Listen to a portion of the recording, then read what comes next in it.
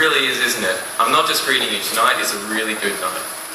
13 years of schooling have flown past, and we've landed here, graduating from arguably the nation's premier Christian college. When I look around myself, I see adults. That's not only because there's a lot of parents here tonight. There are lots of reasons why we aren't children. For the past 5 years, I've grown up a great deal around all of you, and I've watched you all growing up with me. We've toughed it together through thick and thin. A few have come and gone, but the majority of faces I look out here and see tonight, I can remember from my first year at Emmanuel. Emmanuel. I've had a great time here, but I think it's necessary to reflect upon a few regrets that I have about high school up to this point. I regret that Wycliffe, my house, never ever had a mascot, but Wesley always did. Please take this into consideration next year, Mr. Mackay. I'm sure that the class of 2013 will be very appreciative. I regret that I told my mother that I wanted to be more responsible in Year 12 because that made her stop packing my lunch. I miss packed lunches, and to any mothers out there who still do pack lunches, your child does appreciate it, no matter how much they let on, and for their sakes, please continue to do so.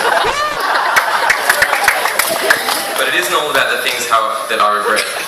There were a few things that happened that I think brought the cohort closer together. Let's go back to grade 8, 2008.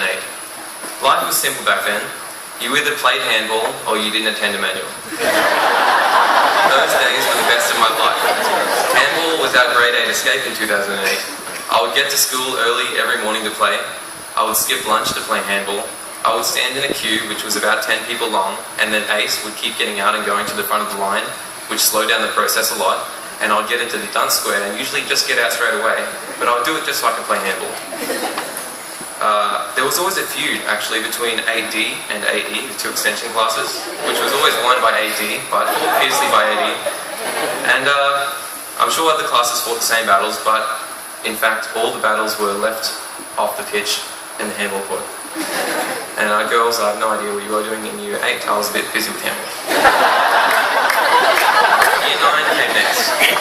We were no longer the babies of high school. Cliques started forming among the crowd, friendships broke, new ones were formed. Handball was only for the athletically inclined, and I really only played a few times. The response program is obviously the pick for the event that brought our class together in 2009, but since I never participated in it, I'm going to represent anyone that didn't go and say the Year 9 science brought us together. We were forced to emotionally support each other through that year's biology unit.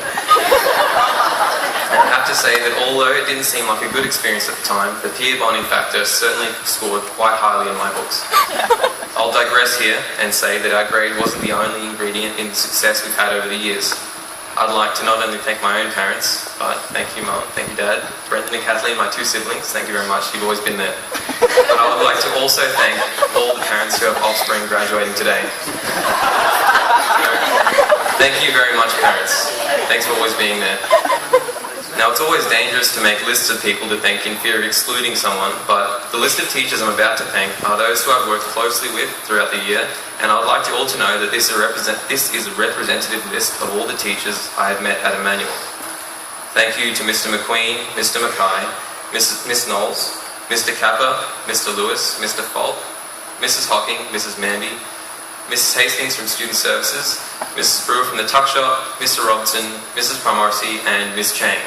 Or is it Mrs. Farrell? I've called you Miss Chang for about 4 years, so I'm not exactly sure. But oh well. I look up to all of you, and I'm grateful for your presence in my life. Thanks for always being there. Thank you to my good friends for always being there. Thank you to the Tuck Shop ladies for always being there. Thank you to the ground staff for always being there. Thank you to the Emmanuel College Theatre for being there briefly just as I left.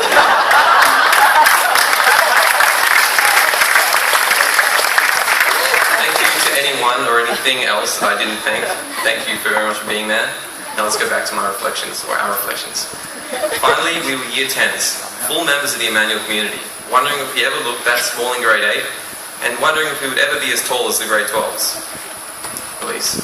I wore a blazer for the first time, which rocks. I love blazers. Also, we had our dinner dance. I think everyone enjoyed getting sharp in their suits. I certainly did. Girls, great job on the dinner dance as well. Your lovely dresses were complemented by your lavish hairstyles, something to be proud of. Year 11 came around, and I had a bit of an analogy as to how it worked out and led up to now. As most of you would agree, we really started thinking about our lives in year 11. I know I was making a new choice every day about which university I wanted to go to or which gap program I wanted to join. And I started getting friendly with the tertiary programs. Just like when you meet that special someone that you know you want to spend the rest of your life with. You buckle down and you work hard because you know they'll appreciate you more for it. Or you go the other way. You become an outstanding leader to show them that you're going to represent them well in your lives to come. You get inducted as a school leader and you show your special someone that you don't dissolve in hot water.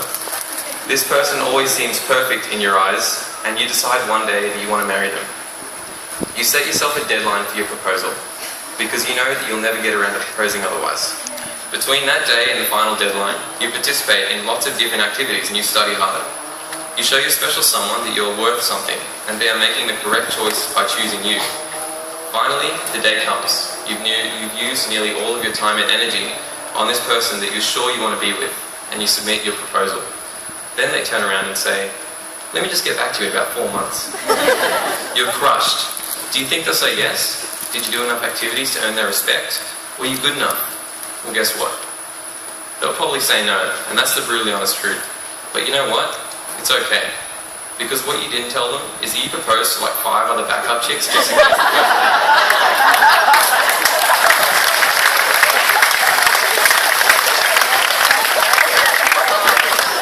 5 backup chicks. Isn't that shallow? Isn't that lame? I'm a little ashamed and embarrassed that this desire to impress the girl of my dreams was all that used to motivate me. Not much older, but hopefully wiser, I realised that I, David Hogan, am made in the image of God. And as is every other single graduate, staff member, parent, or human being in this hall tonight, I was silly to be motivated by frivolous adolescent desires when I truly should have been using the talents I was given to honour God. This year, we are vines. No longer children, we are capable of moving through life at our own pace.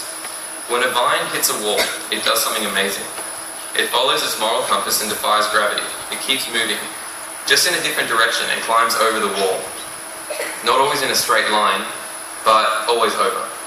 When entering the next definitive chapter of your lives, the gravity opposing the vine will be things like peer pressure, closed doors, foul circumstances of any kind.